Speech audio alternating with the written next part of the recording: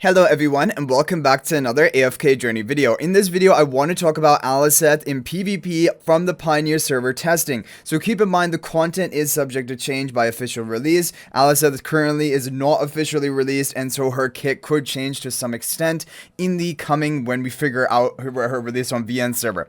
But right now basically I have two different team formations I really like using for Aliceth. I'm going to show you some replays of them and then also we will do some additional team testing. But Aliceth, in a nutshell, she has two major roles on the team. One of the roles is to provide a buff to another range damage dealer to increase the range of that hero by up to 5 range points and also increase their penetration onto a backline enemy target and cause them to focus their normal attacks onto that backline target. But on top of this, Aliceth has a protective role with their exclusive skill that will actually give invincibility to one fatal blow for her and her bright feather ally, and then a recovery of 40% health after she is basically comes back to life where the other hero is protected.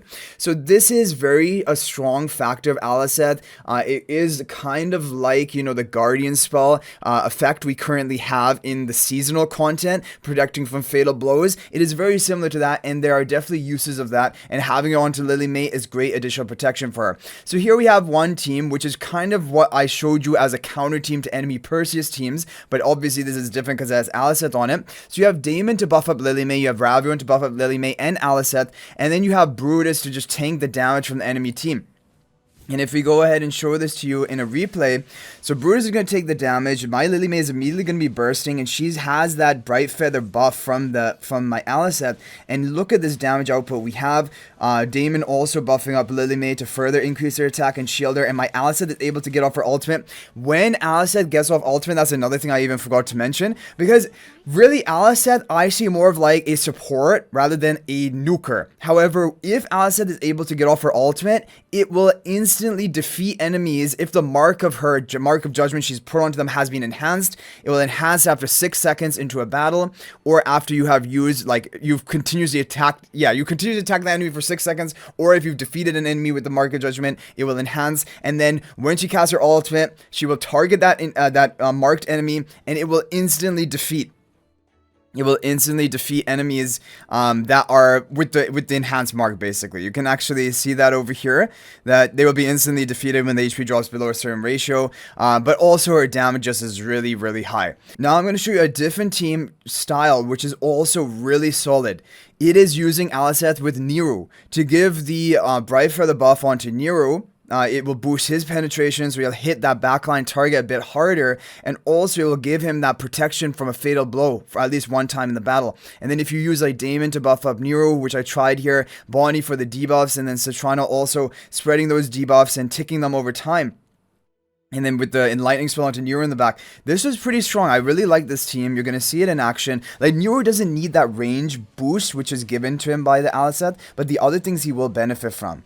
So you're seeing this here. Now, Nero sometimes can die, and he doesn't die in this fight, but even if he died, we wouldn't even care because he's going to have that one, like, invincibility to fatal damage and recover 40% of his health, which I think is really nice for Nero because sometimes he has survival issues. Bonnie, you don't care if she dies because she's already done her job with the debuff. Same with Citrana.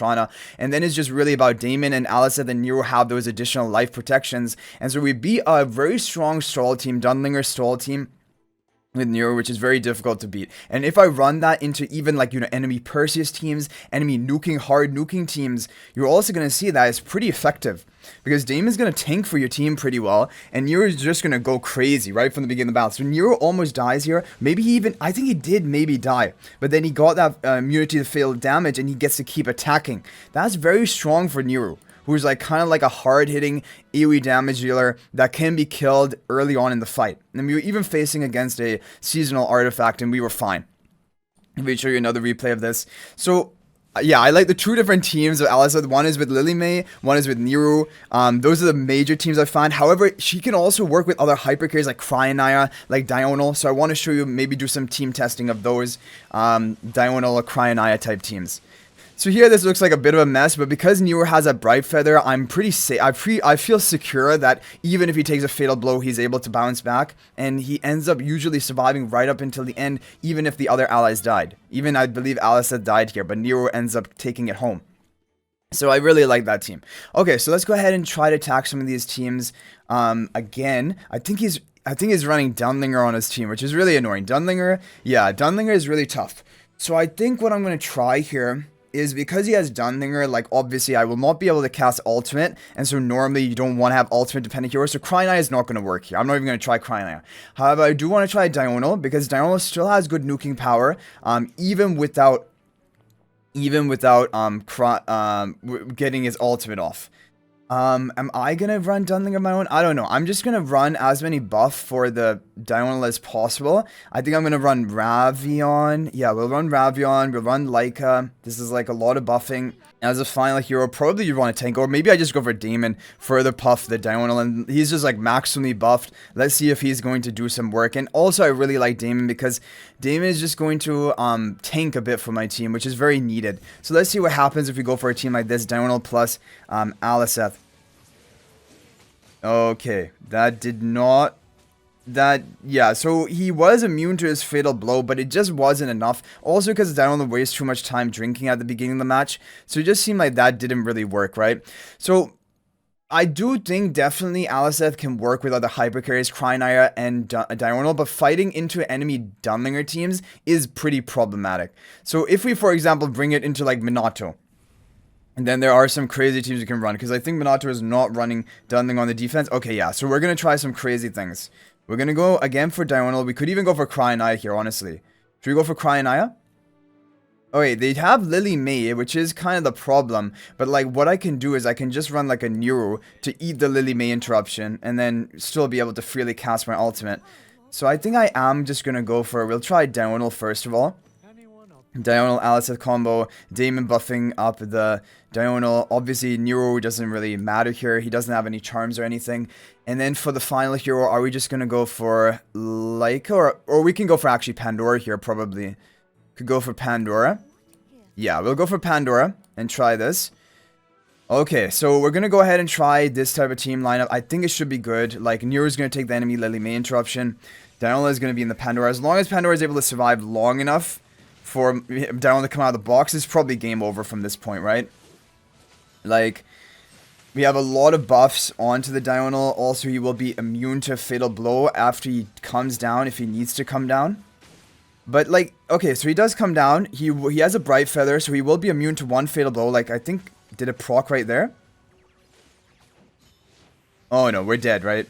Yeah, it did proc, but it wasn't enough. So, like, even in these teams, I feel like Aliceth may not be the best buffer, because, like, if you're running a Pandora Diurnal team, for example, what real use is there of Aliceth? You're just going all out. You just want to one-shot the enemy team.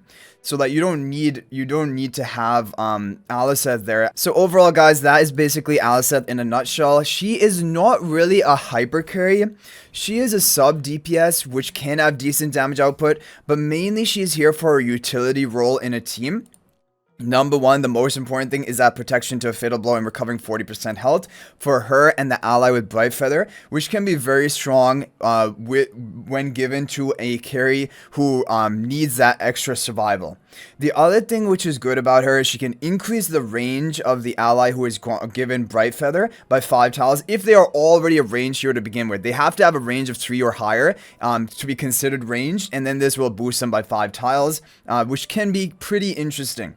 Then also she's going to cause your ally with the Bright Feather to focus their normal attacks onto the enemy who is furthest away from her starting position, and that they're going to be with the Mark of Judgment, and they're going to be dealing bonus penetration onto that enemy, 50 bonus penetration. So really she does well with good normal, strong, hard-hitting normal attackers. That's why people think Indris would be a good ally for Aliceth, but I still am a little bit... The thing about Indris is he has other issues, he has survival problems, although Aliceth would keep him alive, but I just don't know. I kind of prefer her, like we saw with the Nero, already solid team comps, or even Lily May now that we have Ravion, who's going to hit really hard and give like that extra life to Lily May, I think is strong. So really, those are really the comps I prefer with Aliceth as of right now. And so overall, the problem I have with Aliceth though is she's kind of like a jack of all trades, master of none. She has, you know, the survival, she has damage, she has bonus penetration for an ally. But all in all, she doesn't like...